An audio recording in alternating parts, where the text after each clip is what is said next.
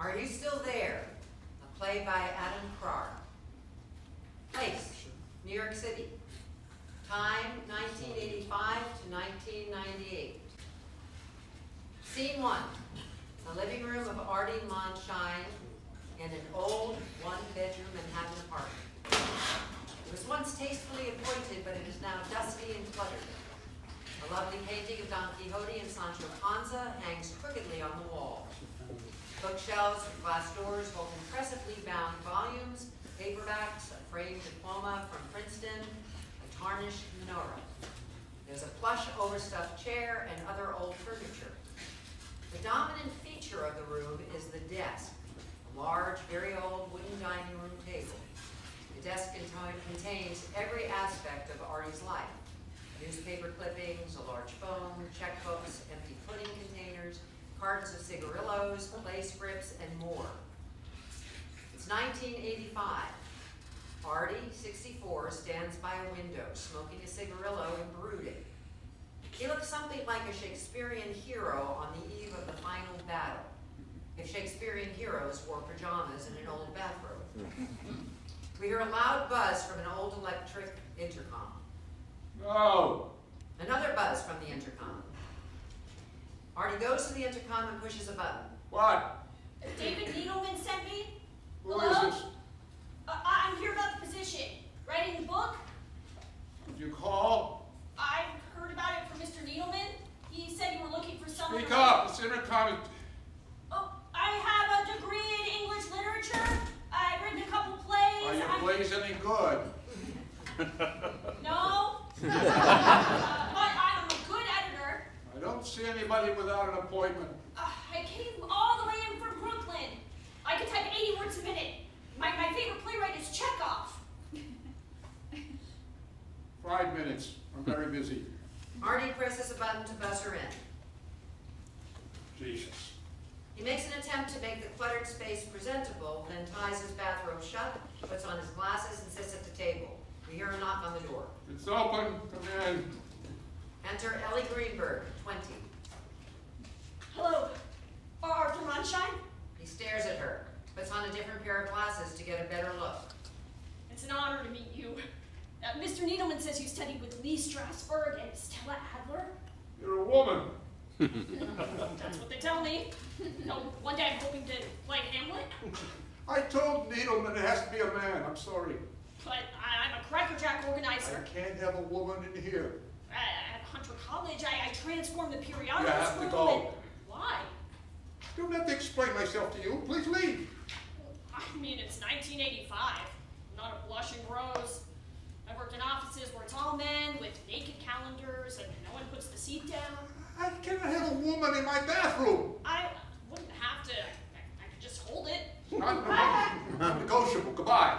But you could at least give me a chance. Do I have to call the doorman to escort you from the premises?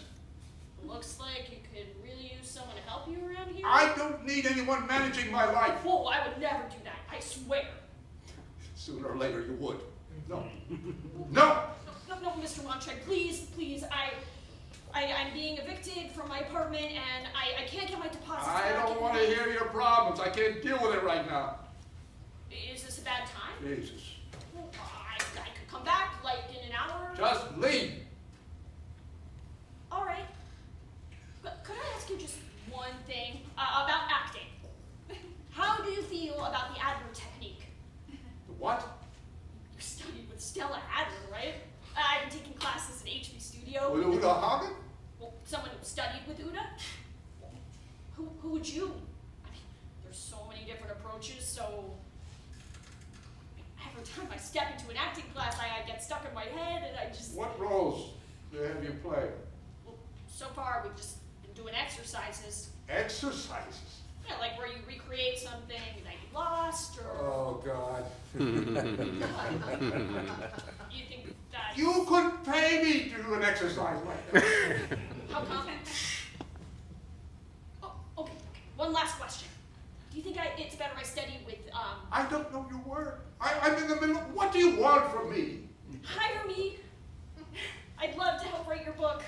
It's about your experiences, acting and directing off Broadway. My master's thesis. Cool.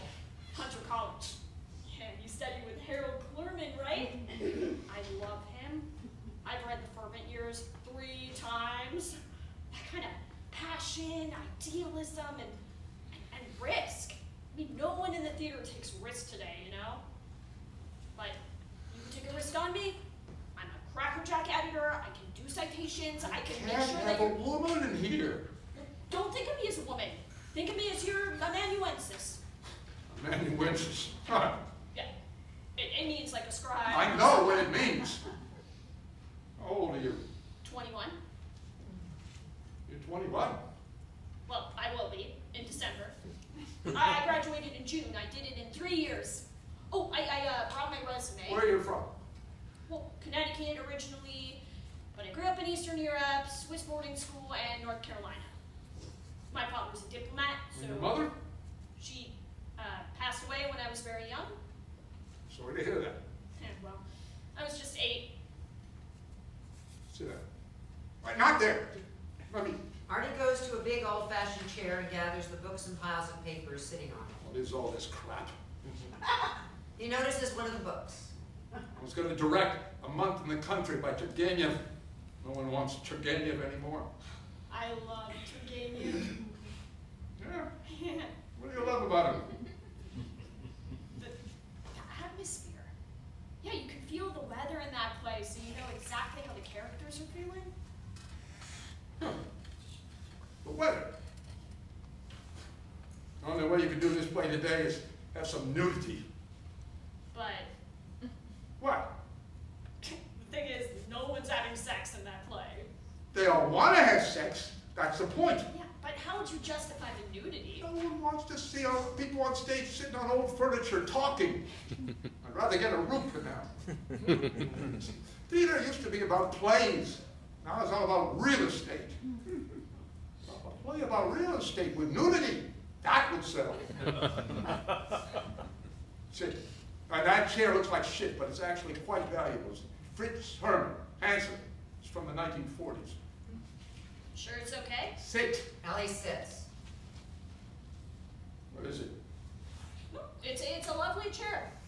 Did that spring pop up again? It's- Oh, damn it. Everything's falling apart. Here, put this under the cushion. He hands her a textbook. But it'll damage the book. I hate that book. The Board of Ed thinks it teaches an appreciation of literature. Ah, So you're teaching? public Where? school, public school. Cool. Which one? Doesn't matter. Put it under the cushion. Ellie puts the book under the chair's cushion and sits back down. Yeah, better. Gives me a new appreciation for American literature. Huh.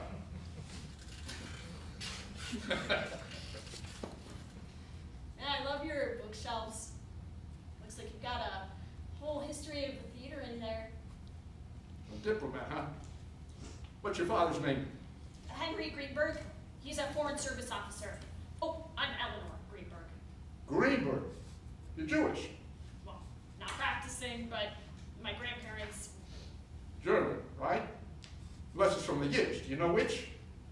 Pretty sure it's German. My grandparents were very, Well, tell me. well, controlling. German Jews. That's what my family was, except for my grandmother. She was a tiny Lithuanian who spoke Yiddish and took me to the matinees. And the German Jews look down on the Eastern European Jews. Did you know that? No? No, they think they're smarter, more cosmopolitan, less Jewish. In fact, German Jews think they're superior to everyone. Do you? Of course. Do you? Nah, I'm an underperforming Jew. Why do you keep putting yourself down? I do.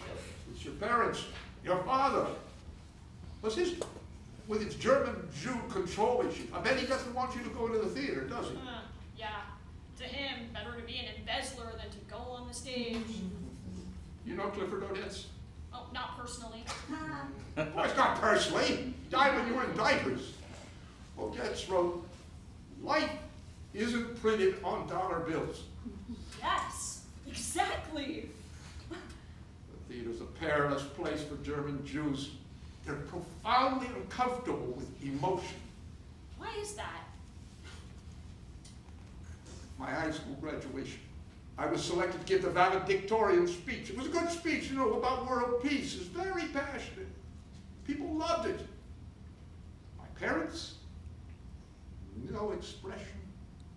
was over, they barely clapped.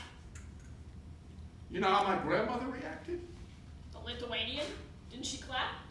She had a heart attack. When they were wheeling her out to the ambulance, you know what my mother said?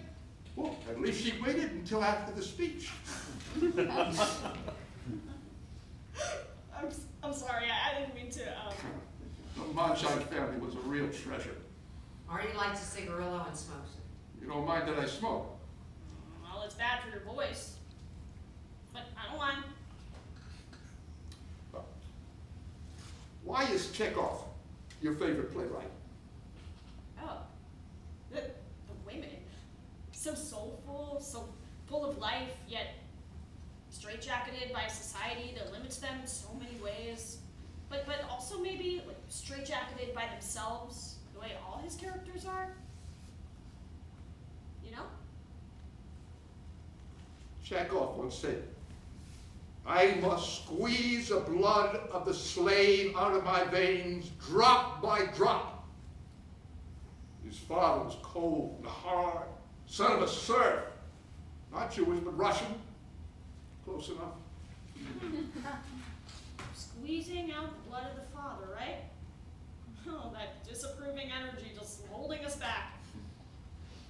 Wow. Chekhov's like, my God. I mean, in boarding school, I imagine I was languishing on a failing country estate and yearned for Moscow.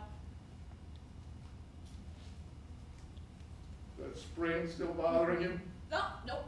I told you, this isn't the Morgan Library. No, I like this chair. It's cool. If you were to work for me, I'm not going to clean up for you. This is how I live. I'm very comfortable. Well, you want a different chair? Nope.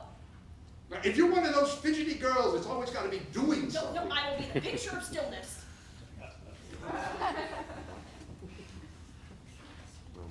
What, you need to use the bathroom?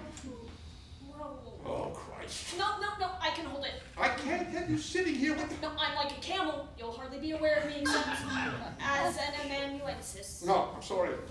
There's a McDonald's on 7th. I can use the bathroom there. That place is a den of drug dealers. No, I'll be fine. On the blood of Chekhov, I swear. Oh, shit. All right. Don't move. No, you don't have to. It's... Just wait a second. You could use the damn bathroom this one time. Artie goes off. Just hold on. From offstage, we hear flushing and the bang of a falling toilet seat, and Artie stomping around as he makes the bathroom presentable. Hold on. Finally, Artie emerges. All right. Don't look at anything. And don't make any comments down the hall to the right. Thanks. Ellie exits. For a moment, Artie stares at the chair where Ellie was sitting. Then he goes to look inside the bag she brought, gingerly opening it and scanning the contents. He notices a book and takes it out. An acting edition of Uncle Vanya. The phone rings. He quickly returns the book to her bag. Shit. Hello? Oh, Miss Chambers. You said you'd call me back yesterday. I'd like to speak directly. No, well, you're supposed to be my union. I can't speak with the legal department. This is unacceptable. The attorney you gave me, he looks like a high school kid. He talks out both sides of his mouth. I have been harassed by my principal for 3 months. She tried to drive me out of my school. And your attorney with the pimples wants me to settle for $600. This principal, Liz Monroe, has ruined my health. Worse, she is robbing my students of their education. My classes had the highest reading scores in this district, and this Harridan, do you know what a Harridan is? Hell with the board policy. Don't you have an opinion? You have a principal calling up a teacher on the weekend to harangue him about his goddamn lesson plan. Dropping remarks about my age in front of my students. What do you make of that, Miss Chambers? Both sides? What the hell is wrong with you people? Ellie returns from the bathroom, stands at the edge of the room. You want me to walk, don't you? Yes, that's correct. I had to call in sick today because Miss Monroe has made... Let me tell you something, Miss Chambers. If I had to walk out of that school to hold on to my sanity, I'm going to hire my own attorney and I'm going to sue each and every one of you because you are not educators. You are bureaucrats sitting on your feet. Hello? Hello? Damn it. Artie slams down the phone, then he becomes aware of Ellie. What?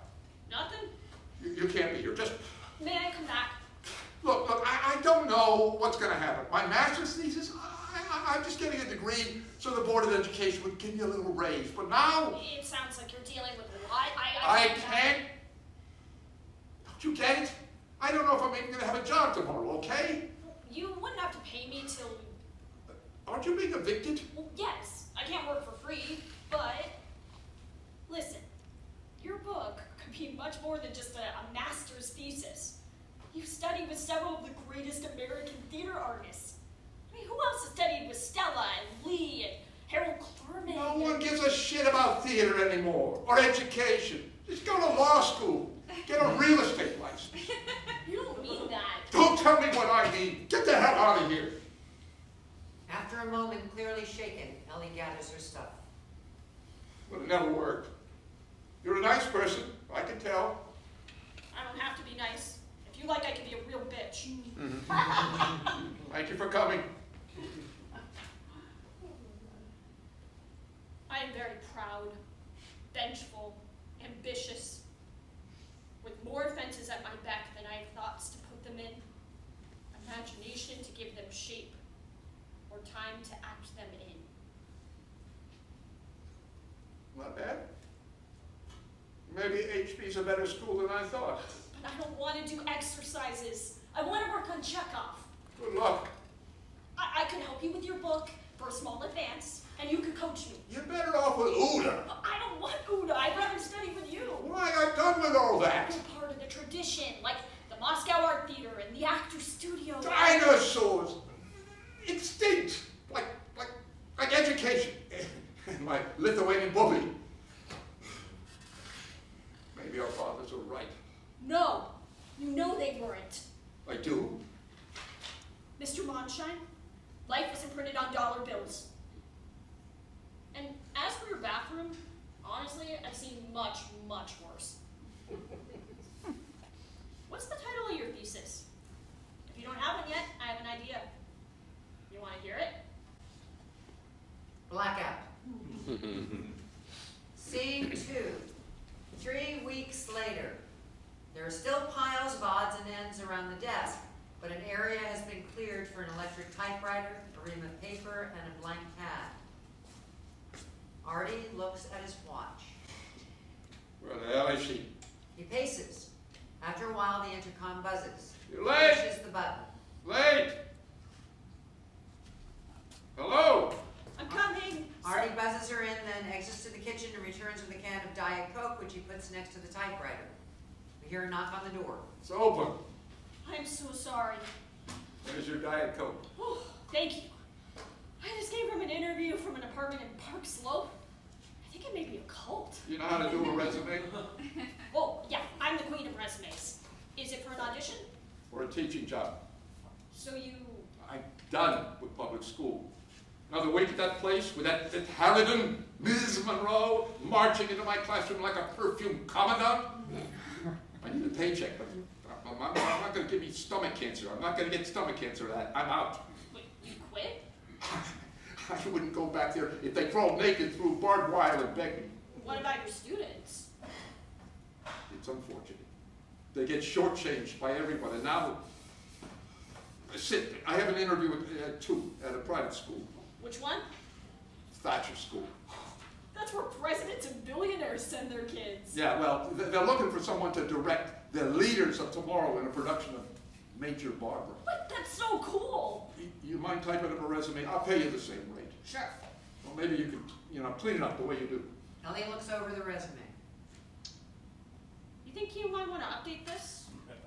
Greenberg, if you think it's a piece of shit, just say so. Jesus. I don't think it's a piece of shit. You'll but it's... never get anywhere in the theater by apologizing. Okay, it's a complete mess. Can you fix it? We'll fix it together.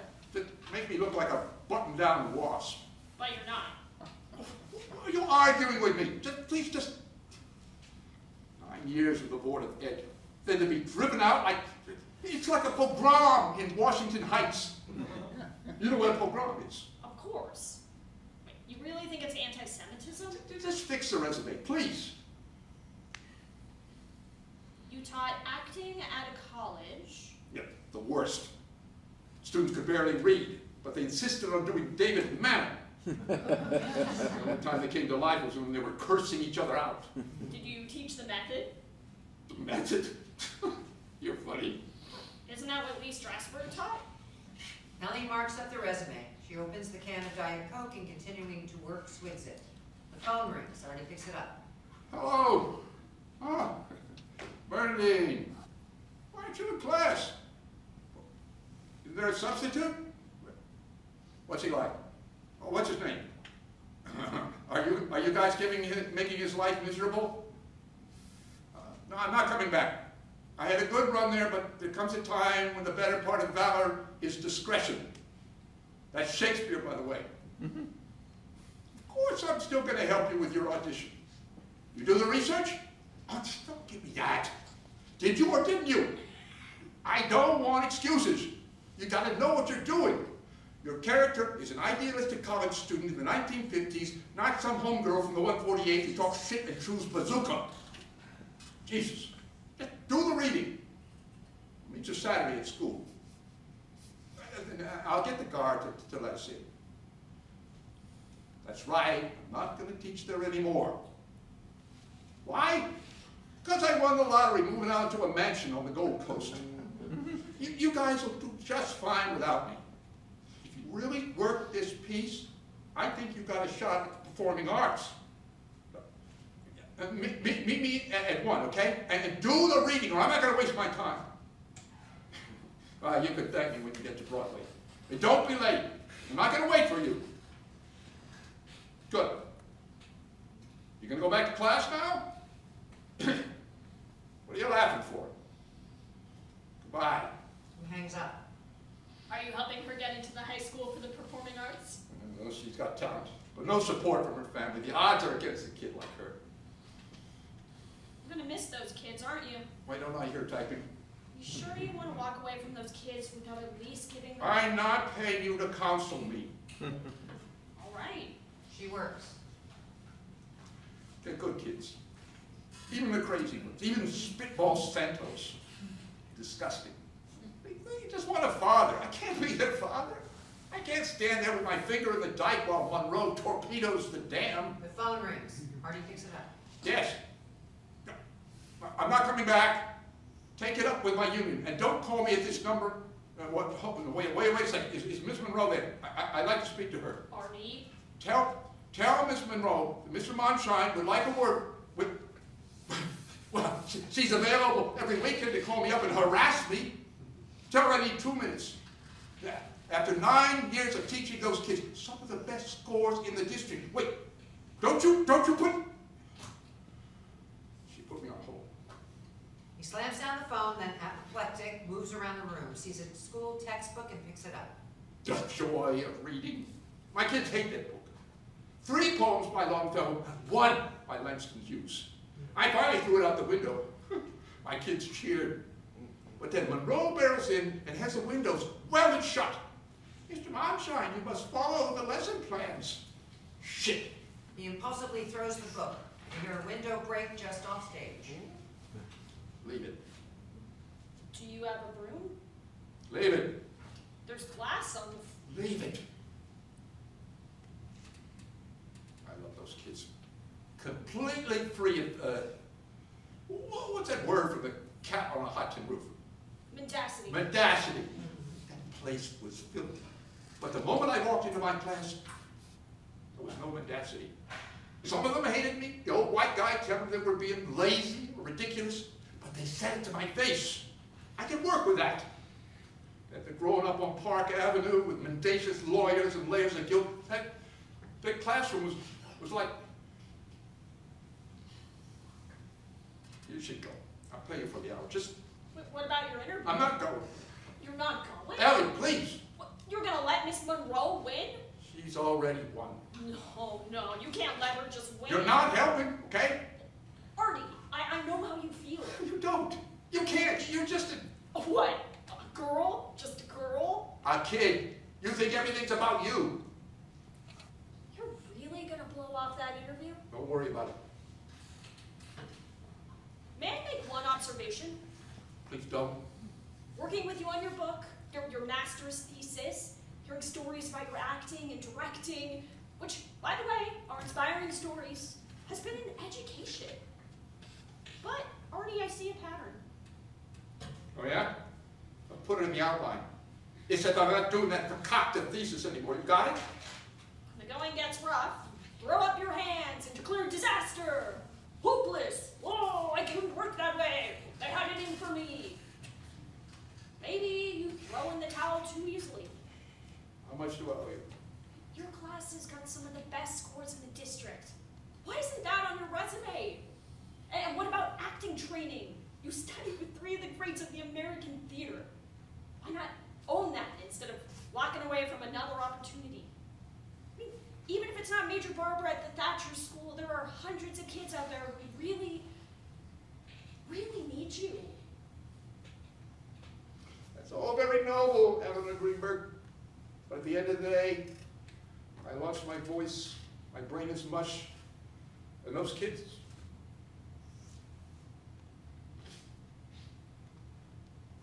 I needed a new window that were never closed all the way.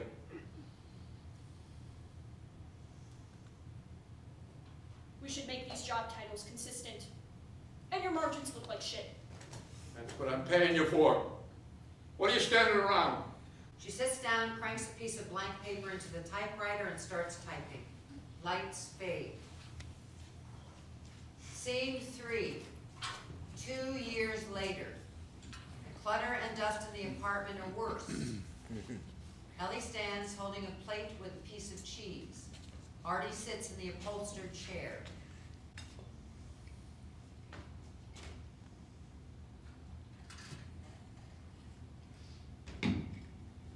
He didn't say anything to me. His heart and soul are still hidden from me. But why do I feel so happy? I said to him, "You are refined, noble. You have such a gentle voice." I wonder if that was out of place. His voice vibrates and caresses. I can still feel it in the air. When I said that to him about a younger sister, he didn't understand. Oh, how dreadful it is that I am not beautiful. How dreadful. I know I'm not beautiful. I know it. I know it. Last Sunday, coming out of church, I heard them talking about me, and one woman said, "She is kind and unselfish. But it's a pity she's so plain. So plain." Well, you hate it. I didn't hate it. What am I doing wrong? What makes you feel you're doing something wrong? Artie, you're sitting there in your smoke. You're not telling me anything. Look, Artie is my favorite play. I can't be objective. Just freaking tell me. First of all, why are you holding that plate? Before Dr. Abstract left, he and Sonia were having snacks together. He took a piece of cheese from this plate. I see. So what? Cut the cheese? Already doing that, aren't I? You're too caught up wanting people to like you. Get over it. What do I know?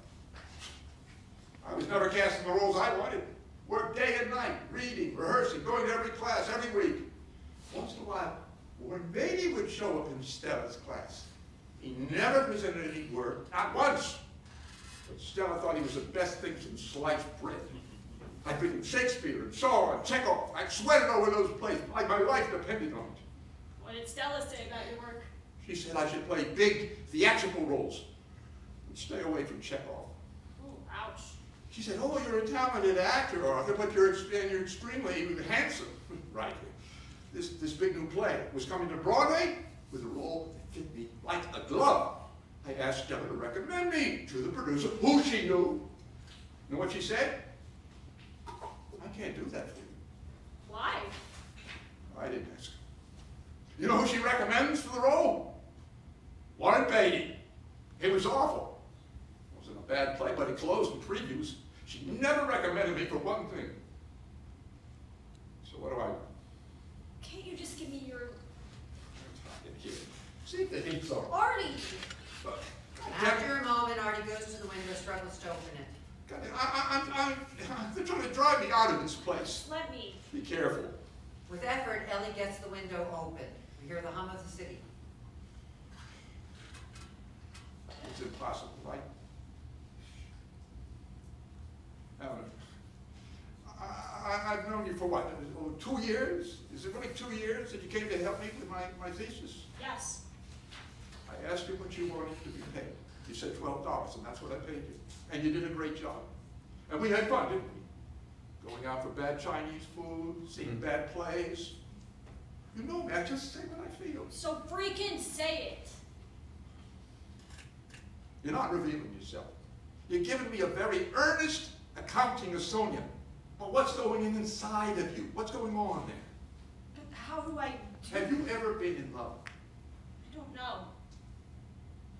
What are you doing over there? Biting my cuticle. You're hungry? I got leftover dumplings. Don't think I've ever been in love, but I know exactly how Sonia feels.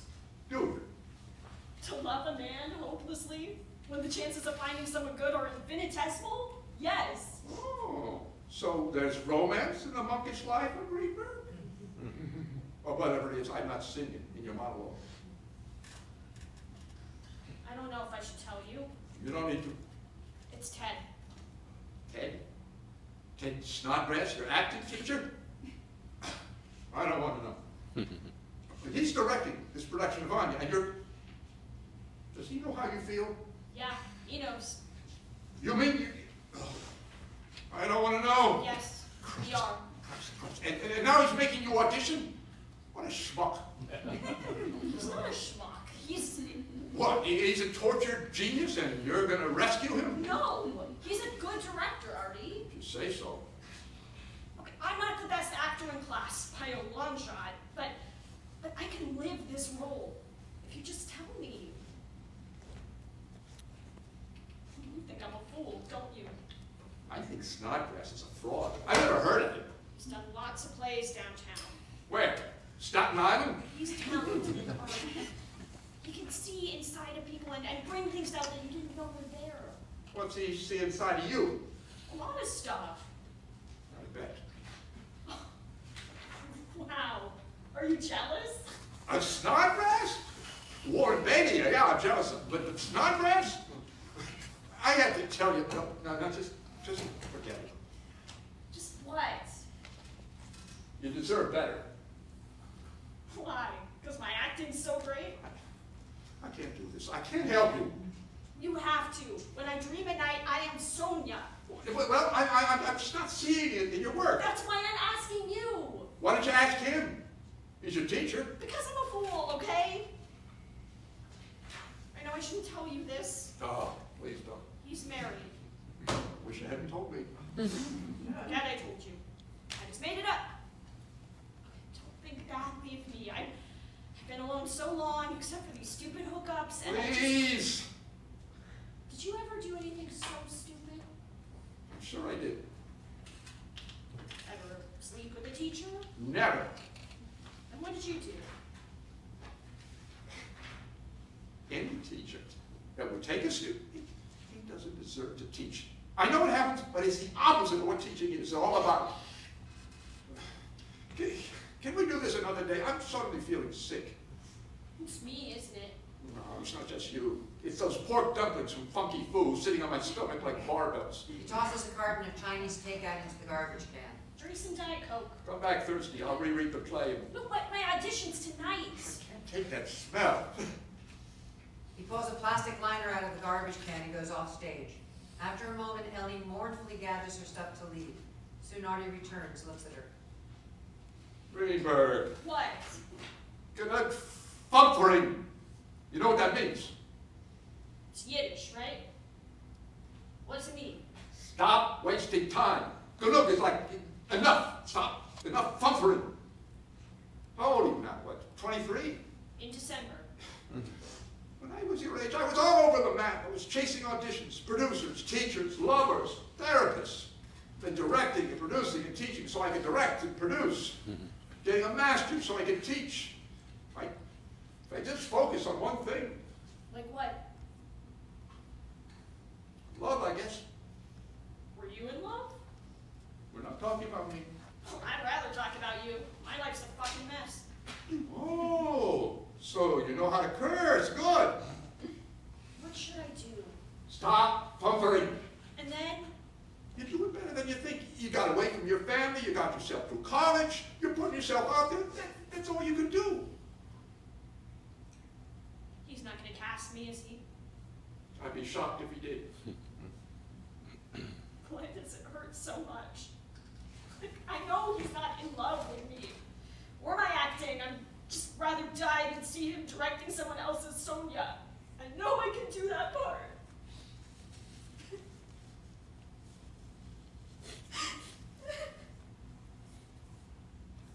Greenberg, I feel for you. There are very few people in this business who can tell the difference between talent and their ass. Please don't. I really can't do. Sorry, that's just the way it is. I'm sorry. I'm just... Why do you have such a problem with women? Because women have a problem with me. They do? With all your debonair savoir faire? I'm shocked. You're very witty, Greenberg. You could do Oscar Wilde or Shaw. I'm sorry, Artie. You know in that monologue after Astroff leaves, even though Sonia knows in her heart that he doesn't love her, she says, "Why do I feel so happy?" Maybe it's because, even though she knows it's probably not going to work out, at least she loves someone. And she tried to express that love, however ineptly. That's something, isn't it? Ellie wipes her nose on her sleeve. Let me get your handkerchief. Oh my God. My favorite monologue in that play is the last one. You know, we must work. Oh, I love that one. She says, "What can we do? We must go on. We'll live, Uncle Vanya. We'll live through many long days." Something like that. Why did you do that monologue? It's much better for you. Why don't we pour our hearts into hopeless causes? Like the theater and other stupid love affairs? If I knew the answer to that. We know it's hopeless, and yet we go on. Week after week, year after year. You think it's a Jewish thing? Probably. Why do we do that? I don't know, kiddo. You want a piece of cheese? What kind? Munster? It's not provolone, but it fills a need. Give me a piece. Ellie reaches into her backpack and takes out a package of cheese. She gives a slice to Artie and takes out one for herself. They eat. Lights fade. Scene 4. 5 weeks later. We hear the sound of a small crowd in a theater lobby. Then a voice announces, "Ladies and gentlemen, the house is open." Lights come up on an area downstage representing a section of a lobby in a small theater. It's pitch black in here. If the fire department sees that, they're going to shut you down. Enter Ellie, partially costumed as a Russian peasant. Artie, what's going on? Ellie, why aren't you backstage? Well, because I heard you bellowing. I'm sorry, but that seat they gave me. If I'd known you were coming, Is that your costume? Hey, come to the light so I can see it. Artie, I'm still getting dressed. Did you rehearse in that costume? You look very uncomfortable. I am trying to get ready. Those chairs, they're just like bucket seats for a child. Who can fit in that? Hey, why is it so dark in here? Did you go to the eye doctor? Someone's going to break their neck in that theater. Artie, you need new glasses. If you got a new prescription, you'd get out more. You'd get a teaching job. Let me ask you one thing. Is that the whole set? I told you, it's a studio production. I know from studio productions. I directed them myself. That furniture looks like it was someone just shoved it on the stage. Why are you here? Look, I told you I'm only on stage for a few minutes. I wanted to see Greenberg on stage. We've been talking about your acting for 2 years. I'm embarrassing you. Aren't I? I'm sorry. Look, I really appreciate that you came, but maybe it's best this time that you just... Of course. When I get a real role, I'll get you a seat in the front row. I get it. Break a leg. I know this part is not, but like Harold Clurman always told you, theater is the art of the practical. I'm on stage, I'm learning a lot. What? Did I say anything? You're on stage? You're working a lot? We must work, right? I gotta go. I could just stand in the back. No, you can't. People enter from there. Oh, is that part of Ted's design concept? Artie, you are not exactly bucking up my confidence. Isn't that your director's job? Oh, is that him? Is that your boyfriend? He's not, no, that's all over. It's just professional now. He looks like a constipated pencil pusher. No, he doesn't. Oh, Ted, can I take a tax deduction for my Samovar? I just want to ask one question. Mr. Snodgrass, may I have a word? He's gone. He's probably went out to shove some more furniture on the stage. Please leave. I don't want you to see the show. Do I get my money back? It's free admission. Where the hell? Ellie, 5 minutes. Because this so-called acting studio doesn't have a clue who you are. I don't have time for your goddamn Michigas. Oh, that was good. Greenberg, I just realized you should be doing Yiddish theater. Excuse me. I was just telling my niece that she deserves better than this desiccated fire trap. I'm not staying. I've seen this play before. It doesn't end well. Lights fade. Scene 5. Yom Kippur. 4 years later. The apartment is completely dark. You can just make out Artie hunched over, his head in his hands. He is now 71. The intercom buzzes. Artie doesn't respond. After a few seconds, the intercom buzzes again. I'm not here. Mikdash, Shemei Rabbah. There's a knock on the door. No, whatever it is, I'm not here. Artie? It's Ellie. Artie? Artie? The doorman let me in. Are you all right? Yes. Call me tomorrow. I've been calling you since Monday. You don't pick up. Call me next week. Can I come in for just a second? No. We hear Ellie enter the apartment. Your door is open. I said no. We dimly see Ellie entering the area. We can't make out that she's carrying a backpack and a mandolin case and pulls a rolling suitcase. What are you rolling in? A gurney? Why are you in the dark? Because I want to be in the. I don't want to be in the light. Do you mind? Would like to be alone. Are you mad because I went off to grad school and dropped off the face of the earth for 4 years? No. I'm sorry I wasn't in touch. Is it because today's Yom Kippur? I thought you weren't observant. I'm sorry. It's the day of repentance, right? That's right. I guess that's why you're not supposed to say Happy Yom Kippur, right? Your father did you a big disservice letting you grow up without knowing you were a Jew. You're right. Yeah, in grad school I was the only Jew in the class. And I could tell. It was something unspoken. Like when you were at Princeton back in the day and they wouldn't let you join the best eating clubs. I'm sorry, I got back to town Monday and wanted to see you. Well, you see. It's pitch black in here. May I turn? No! Do you mind? All right. I'll call you next week. The program took every minute of my. I mean, they should have had you teaching there. I'd like to hear about it next week. Are you really okay? Just peachy. Can't you tell? Can you give me some idea of... Christ, Greenberg, you're like a bulldozer. My family wasn't religious, but we always had a Seder, and then at Yom Kippur, my father went to temple. If he wasn't religious, why do you go to temple? Because his father went.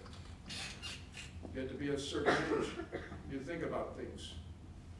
your parents, their parents. Every year he asked me to come with him. Now my brothers, they were busy with law school and conquering girls.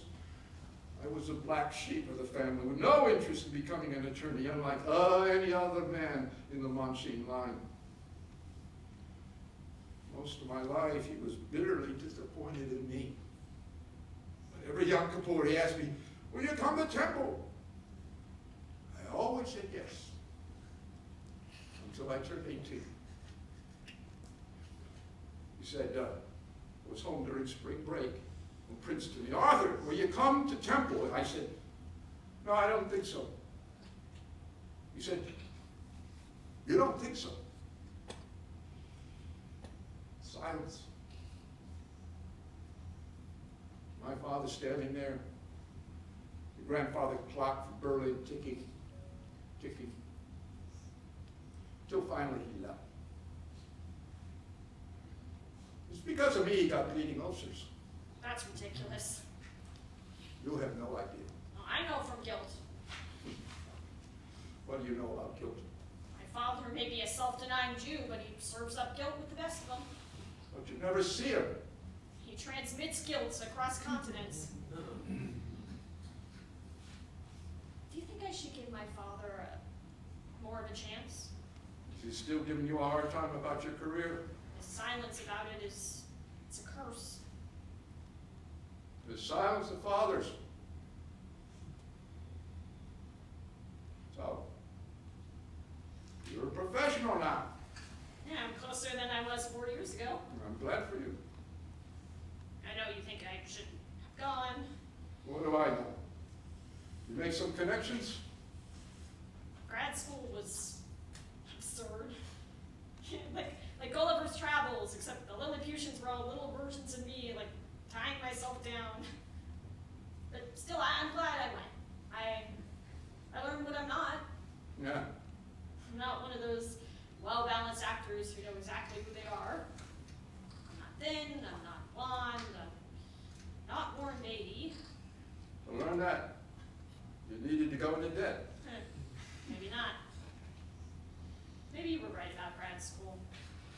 But the showcase we did got me an audition with Roundabout. Yeah, they're doing a production of Uncle Vanya, and they're bringing me in to read for Sonia. Who's directing? Peter Partridge. Partridge? The guy who directed that musical with television theme songs? Yeah, well, he also directed a revival of Camelot.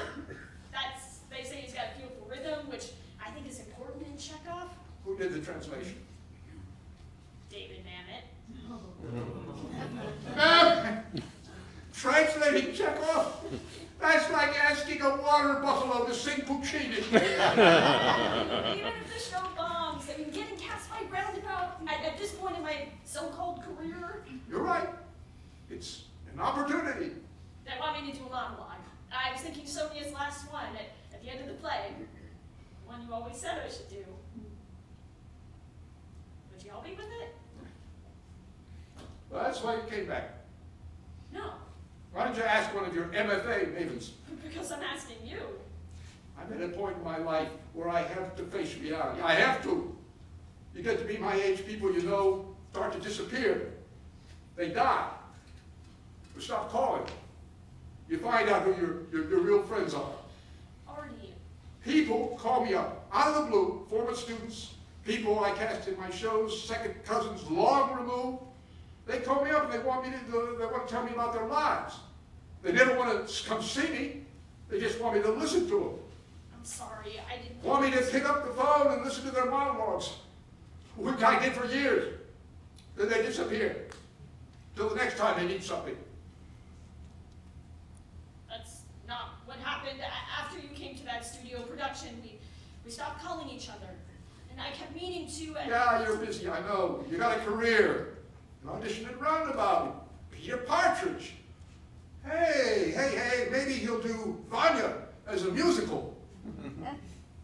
Don't cry for me, Uncle Vanya. Artie, sometimes I think I don't even want a career. Why do you say that? Did you want a career? I can't do this. I can't talk to you right now. One last thing, please. Jesus. You know that little show I did before I left? The Moliere in the basement? The director was the French guy? Oh, I don't want to hear this. No, I didn't sleep with him. God, you always think the worst of people. That way I'm rarely disappointed. I'm trying to tell you something about my life that may be relevant on this day of repentance. May I? Go on. We worked on the miser for 3 weeks in this broiling basement with no pay and a temperamental toilet. And right before the dress rehearsal, he gathered us on stage and he told us, "Oh, you've all worked so hard, mes chers amis. Why do we do this? For what? We do this because we are amateurs." From the French, which comes from the Latin for lovers.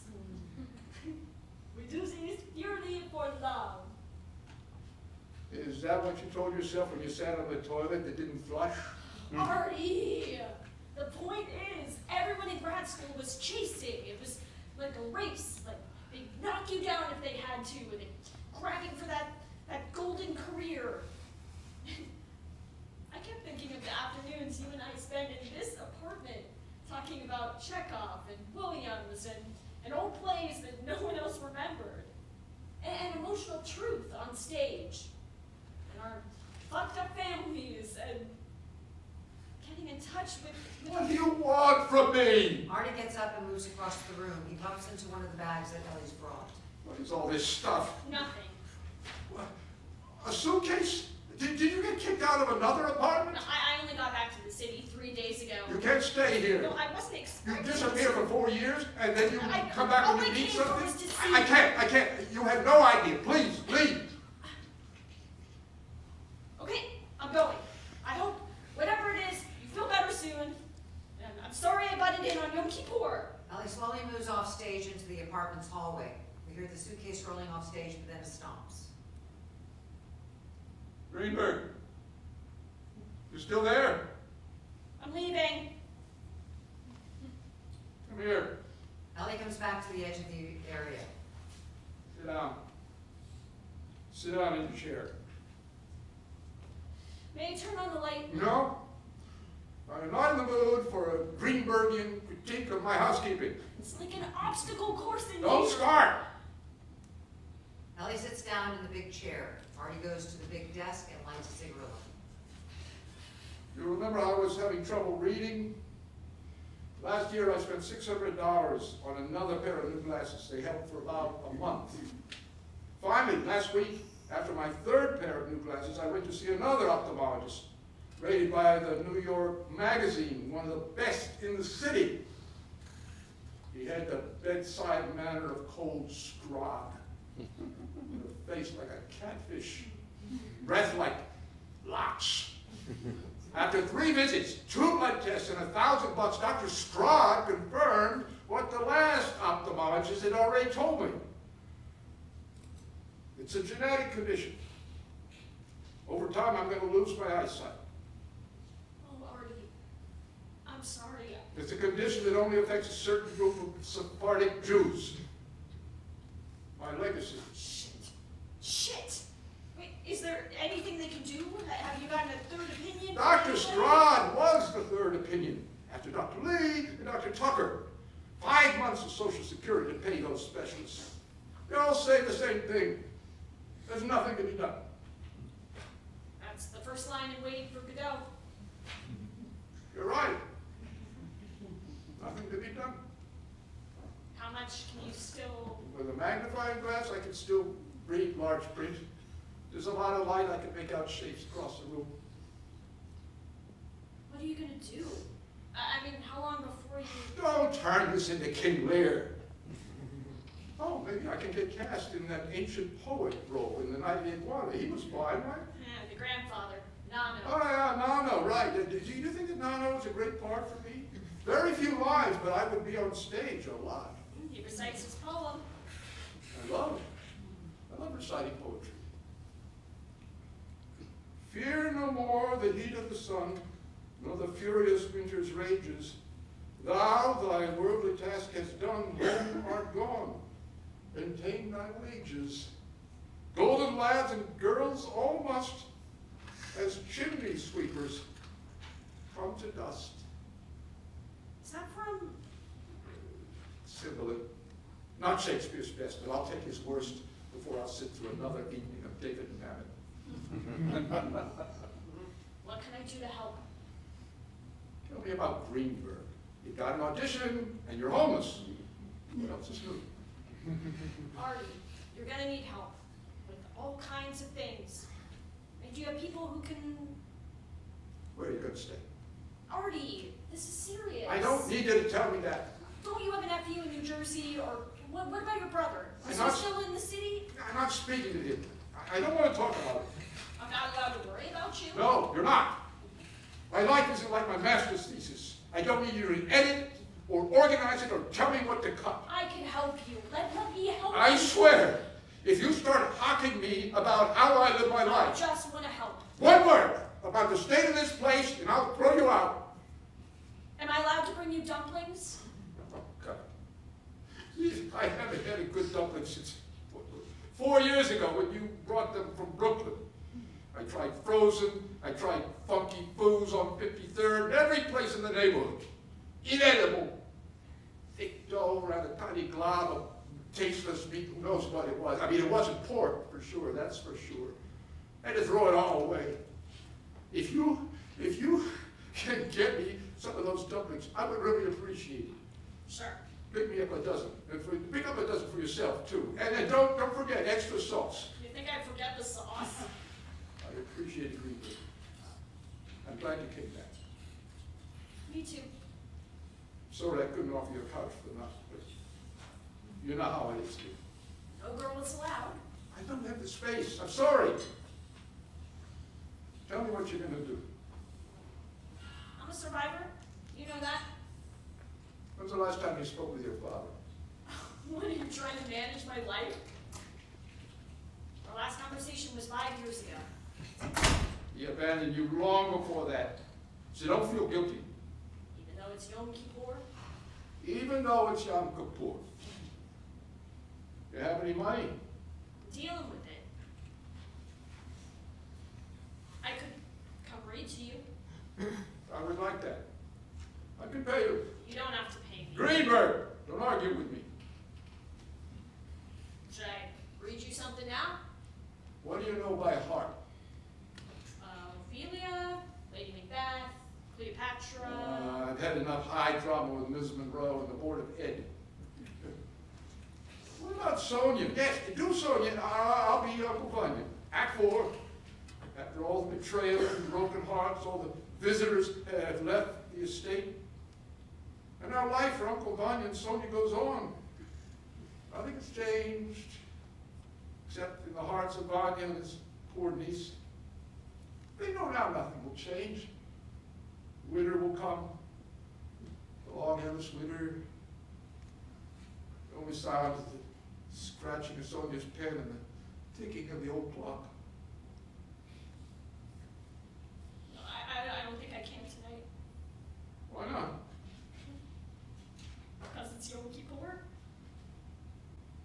For a long time, they just sit in the dark, unmoving. Then a few lights on the scene fade. Scene 6, 7 years later. A hospital room.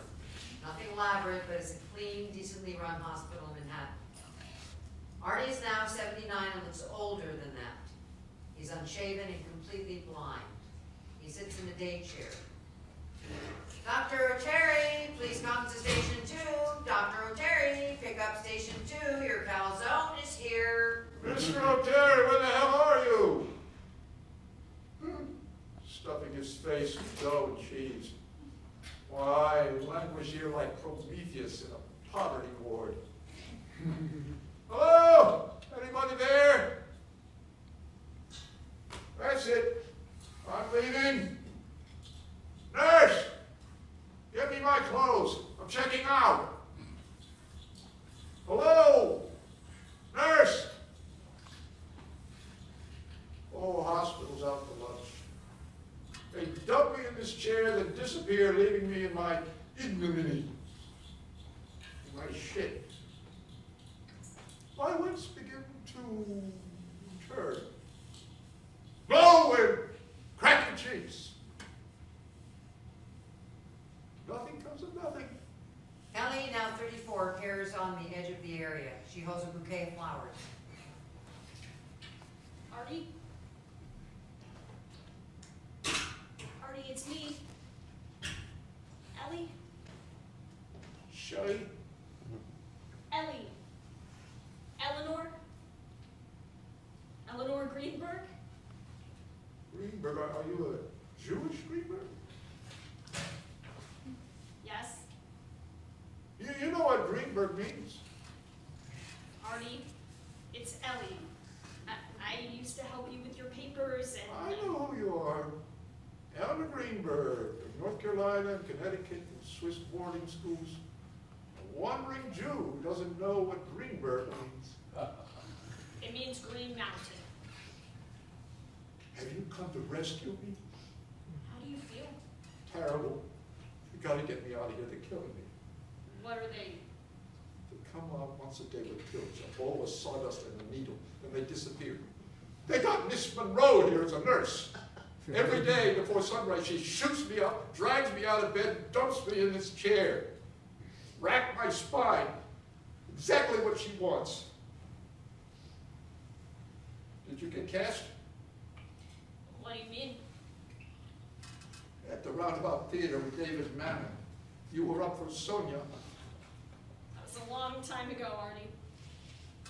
Don't you remember? You never know. Sometimes they take their time to get back to you. How'd the monologue go? Okay, I guess. It was 7 years ago.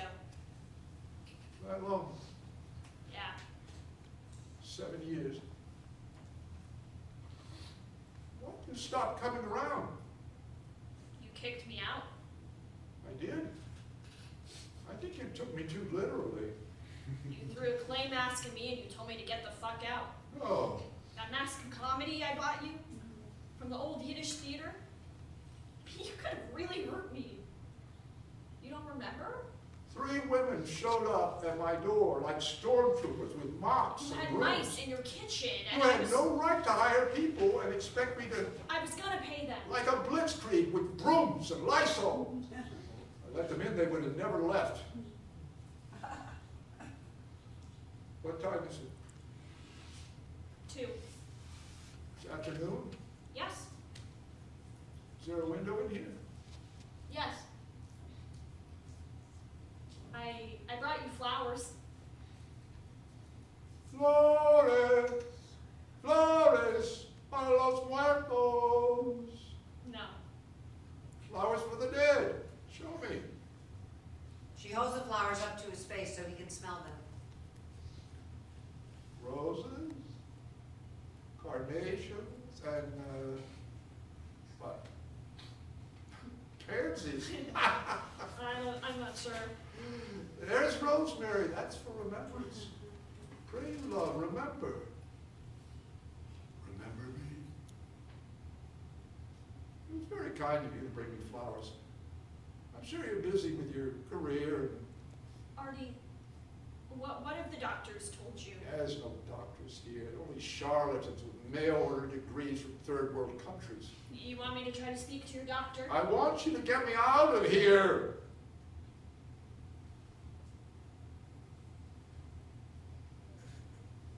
Are you still there? Yes. I must look like Mad Tom from King Lear. Bad hair day. You're still a very handsome man. Yeah, right. You must have broken a lot of hearts back in the day. Not really. I was good looking, no question. Stella Adler said I was one of the most beautiful young men she'd ever seen. But the thing was, I don't look available. You know what I mean by available? Yes. Someone people want to fuck. I'm sorry, but that's the reality of casting. I know. I think that's something you have to come to terms with in your career, knowing who you are and being honest about it. You're a character actor, the best friend, the wise counselor, the comic relief. Yeah, I'm hilarious. If you wanted to, you could be quite funny. I'm not acting anymore. You're not. I'm not an actor, I'm a seagull. You're not a seagull. You will never a seagull. Let me look at you. Where are my glasses? Are you sure you brought them? They hit them. They don't want me to see the scum, the blood, the shit. It looks clean to me. Alan Greenberg, with your rose-colored glasses and your heart full of menschkeit. You know what I mean by menschkeit? More or less. Eleanor. It's good to see you. An actor can't expect to work all the time. Whatever you're doing, I know it's good. Artie. You look fit and brimming with purpose. A real belladonna. You can't see. I'm past my belladonna days. Well, I could see your figure filled out a bit. You were too skinny. And your complexion. Picture of health. May I hug you? Knock yourself out. Ellie hugs him. After a moment, she cries, suppressing sobs into soft whimpers. What's going on? I hope you're not crying. You know I can't take it. Jesus. Do I look that bad? I'm sorry, no, you look okay. Did the doctors tell you I was going to drop dead? I haven't talked to the doctors. Then what is it? I just missed you. I wish, Look, I don't expect to be around next year, but if you can get me out of this pit, I can survive till Hanukkah. Will you help me? Artie, I don't give a fuck what the doctors say. I'm much better off at home. how would you manage alone in your apartment? Don't worry about that. Where are my clothes? You'll fall down again. The doorman told me you've been sent to the hospital a few times. Carmelo, what the hell is he telling people my business? I taught him how to read, and now he's what? The town crier? He's worried about you. Are you going to help me or not? You are not being practical. Practical? Ah! You're so practical. What's it's gotten you? Has being practical helped your career? Your relationship with men?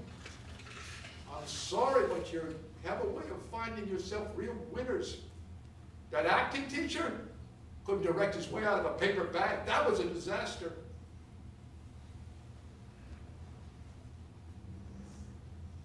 You still there? Yes. It's these drugs. They make me. My memory's still as clear as a bell. I can't see much, but I can still hear a person in their voice. I can hear you, Alan Greenberg. I know it's not easy for you. I'm sorry, I never should have thrown the mask of comedy at you. That was unforgivable. I forgive you. Well, you shouldn't. You let people take advantage. In the theater, you give your heart, they swallow you like a shumai and shit you out without a thought. Do you regret doing theater? Regret? What I regret is letting them take me to this hellhole.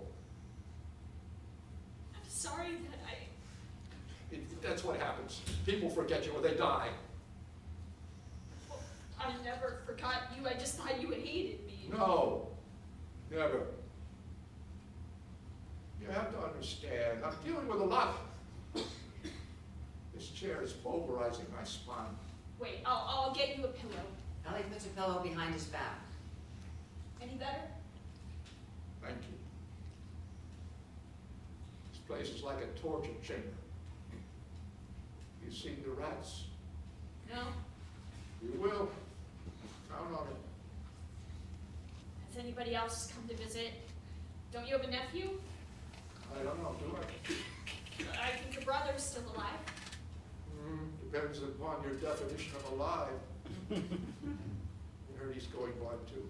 Well, I can reach out to him. Stop trying to manage my life.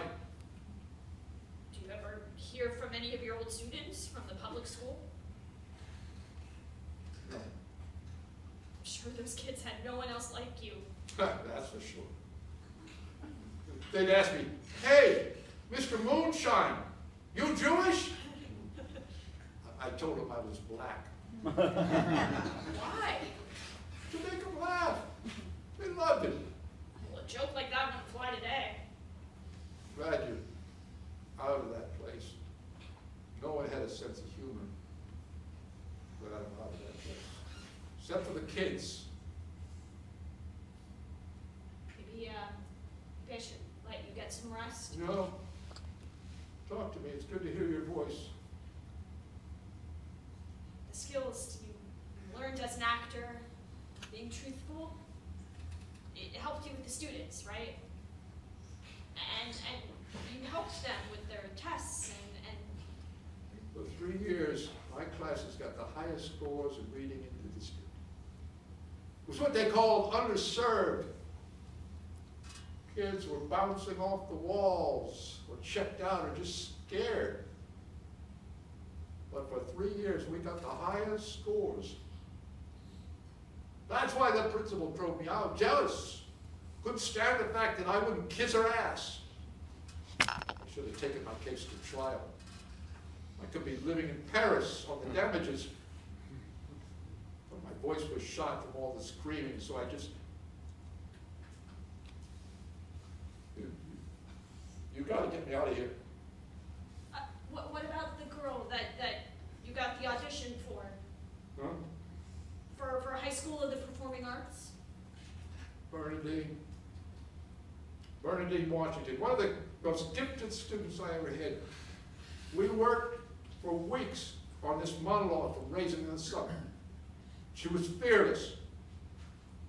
First time she read it to me, I cried. Did she get in? Who? Bernadine, did she get into performing arts? She never went to the audition. Why not? Those kids, they were good kids, but their families didn't give a shit. As long as they got a job and stayed out of Rikers. A family like that makes it hard for you to keep your dreams alive. That's what teachers are for, right? I don't know. I think I'm gonna die here. I brought you dumplings I'm not hungry. from that place in Brooklyn. Where are you living? In Brooklyn. Got my own place. I have a lease, a cat. Do you live alone? Yes. When's the last time you saw your father? Why do you ask? Your father wants you to fail, but don't let him. He died back in April. Oh, Greenberg, I'm sorry, very sorry. You know how it was with him. You only have one father. Yours was a real winner, but I'm sorry. It's really not it. Don't minimize. You have a way of minimizing things. Your mother died when you were 8, right? I don't think you ever faced what that means to you. Oh, I'm starting to. What was it? She fell off a... Fell off the wall of an ancient Greek theater. She fell off the wall of a Greek theater. Horrible. But you want to file it away and forget about it. No, I remember. It's in my body. And I miss her. I miss her more every year. But with my father, that's a completely different thing. That's not the point. The point is, you're going to wake up one day and you're going to be 40 or 50 and you're going to have these memories. I'm 79 and I can see my father's last day like it was this morning.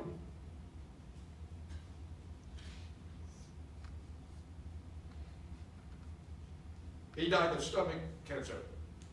It's scary. Scary, huh? You really are something, Greenberg. What? Talk to me. Artie, I've given up acting. I've started teaching. You're teaching. Where? A career college in Midtown. A good one, I think. They train nurses, programmers, media stuff. Lots of immigrants and inner city kids. Like the kids in Washington Heights. I can see you in a classroom. Really? Can you? Yes. I think I love it. But I'm terrible. I don't know what to do with my hands. Like, I talk too much, and I see them drifting. So then I end up scolding them, and I want to inspire them, but I don't know how. And when they ask me questions, I work things out. So blurt. Be honest. They're going to know you're lying before you do. Terrified they won't like me. Fuck 'em. Focus on the ones who want to learn. I don't want to give up on any of them. If their families gave up on them, that's all the more reason to. If you're any good as a teacher, some of them will end up hating you. But I love all of them. Like kids from Africa and China and Haiti and Harlem and East New York and Jackson Heights. They have values. Like the American dream is alive and well. This is your honeymoon. Teaching will never feel like this again. Enjoy it. Yeah, being in the room with them is the first thing in my checkered career that makes me feel like maybe I'm supposed to be there. I want to do for them what you did for me. What did I do for you? Hock you a Chinik? You know what that means? Yes. Give me a hard time. I'll make a Jew out of you yet.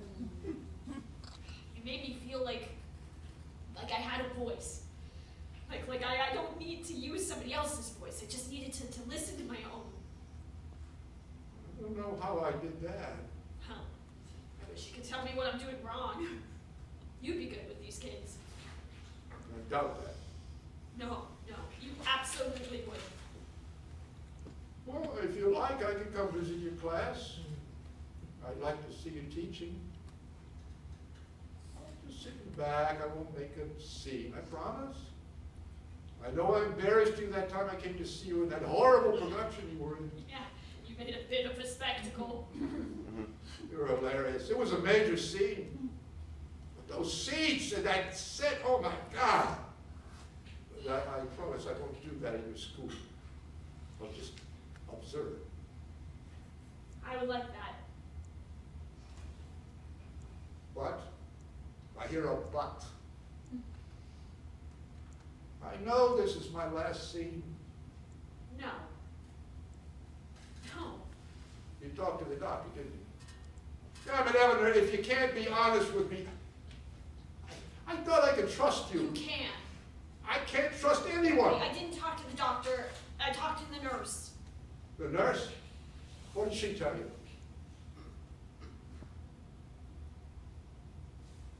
What? I'm going to die? That's what Dr. Mugabe seemed to say in his mangled English. How long do I have?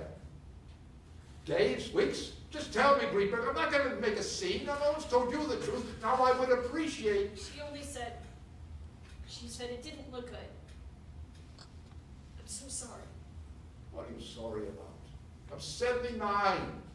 My dad died of stomach cancer when he was 59. You should talk to the doctor. I've talked to the doctors in the past 2 years. They're useless. But maybe they could give you... Eleanor, I know what this is. Maybe a specialist. I don't need another... I'll get a recommendation. God damn it! Don't start! Don't! You got more than enough to do with your own life before you come in here and start... I came to visit you to see if there's anything... After today, I would appreciate if you don't come back. Artie. I'm asking you for the sake of our friendship. Why? Reason, not the need. Just let me... You. Your whole life, you push people away and then... Are you in pain? You want water? Ellie gets a glass of water from one of the trays near the bed and holds it up to him. Here you go. Artie drinks some of the water, spills on him. Let me, Leave it. you could get cold. I'm cold already. Leave it. want you to come back here. Why not? What am I gonna see? A bedpan? I've got my reasons.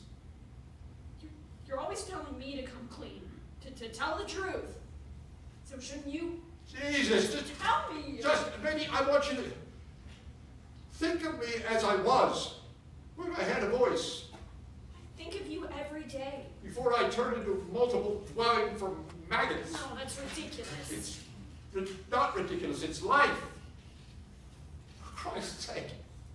You want to go through life pretending everything's coming out for the best? You think that's what Chekhov was saying? Oh, don't worry, Uncle Vanya. Take 2 aspirin and get some sleep. You'll feel much better in the morning. You should see me in the morning. After these nights of chattering nurses and nightmares. Damp sheets. You won't let anyone. I appreciate you coming, Eleanor. But now it's time for your exit. If you don't mind. Artie! For God's sake! I would like to be alone. Do you mind?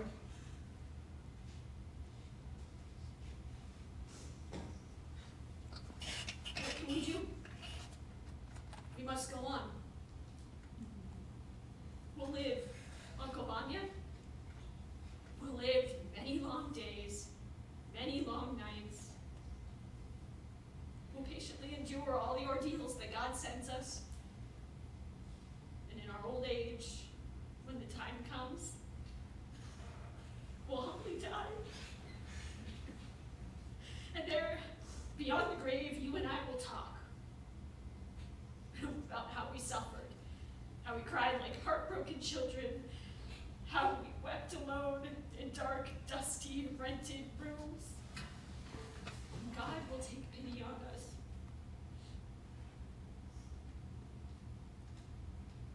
You've gotten better.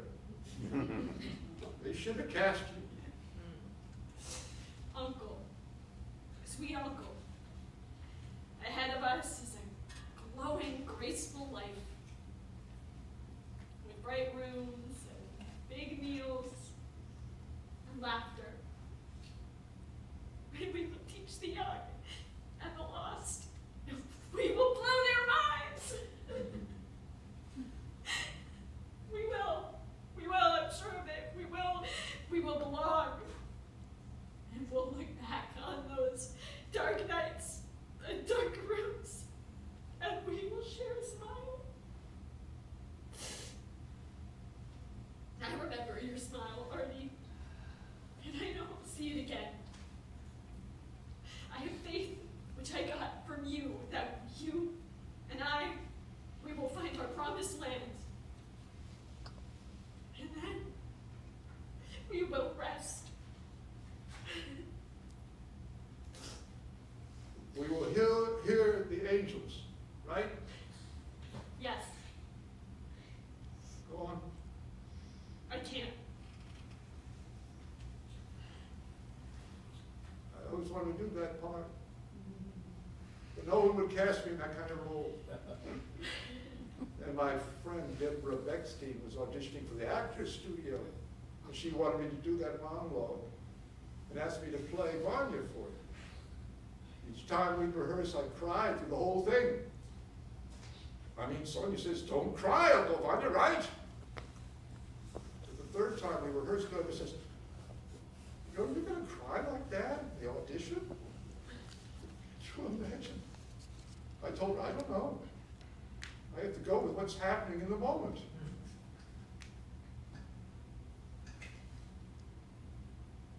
Are you there? Yes. She didn't end up doing that piece for her audition. Didn't go get into the studio either. She never forgave me for that. That's my problem with women, Gardner. Very difficult to be yourself around them. They get ruffled and offended and hurt. If they get ruffled and offended and maybe cry, aren't they just doing what you do? Being themselves? You could be right.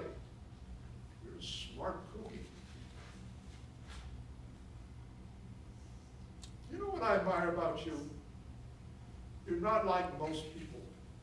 Most people are just talk. But you take action. Keep it up. No comforting. That's right. X-ray to room B176, X-ray B176. Oh, God, I hate this place. You try dumpling? You bring sauce? Yep. Give me a dumpling. I usually, well, you give me a tray because of my eyesight. There's a tray over there somewhere. That's okay. I can, Yeah, if it's okay, yeah. Ellie takes out a carton of dumplings and feeds one to Artie. Here you go. Delicious. Thank you, Greenberg. She gives him more dumplings. That's real dumpling. Not the crap they sell you on Broadway. You know what's also good? Shrimp. Next time I'll bring you shrimp. Here. She continues to feed him as the lights fade to black. End of play.